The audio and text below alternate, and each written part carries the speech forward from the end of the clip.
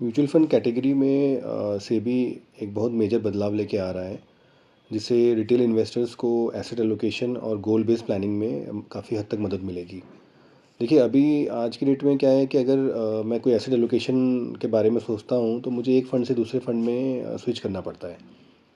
And अगर मैं कोई गोल बेस्ड प्लानिंग करूँ, फॉर एग्जांपल मुझे रिटायरमेंट के लिए कुछ प्लान करना है या मेरे बच्चों के एजुकेशन के लिए प्लान करना है, जिसके लिए मैं 10 साल, 15 साल या 20 साल के लिए इन्वेस्ट करना चाह रहा हूँ। तो मेरे पास ऐसा कोई ऑप्शन नहीं है कि मैं अभी इक्विटी में डाल दिया and then at the time of maturity वो ऑटोमेटिकली रीबैलेंस हो जाए या डेट में शिफ्ट हो जाए।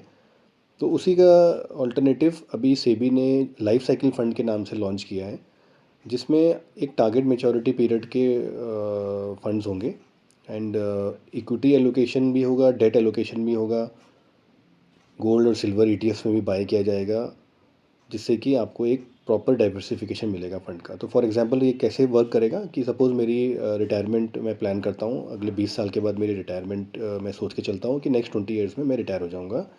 तो मैं एक टारगेट मैच्योरिटी फ़ंड या जो लाइफ साइकिल फ़ंड है, इसका 20 साल का इन्वेस्टमेंट प्लान में जाऊँगा।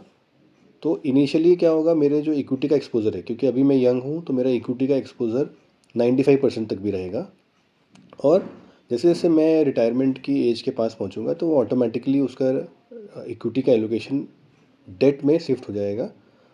और बेस्ट पार्ट क्या है कि 10% का एक्सपोज़र गोल्ड और सिल्वर में, रीट्स में या इनविट्स में एट ऑल टाइम रहेगा सो दैट हमें एक डाइवर्सिफिकेशन अच्छे से मिल जाए।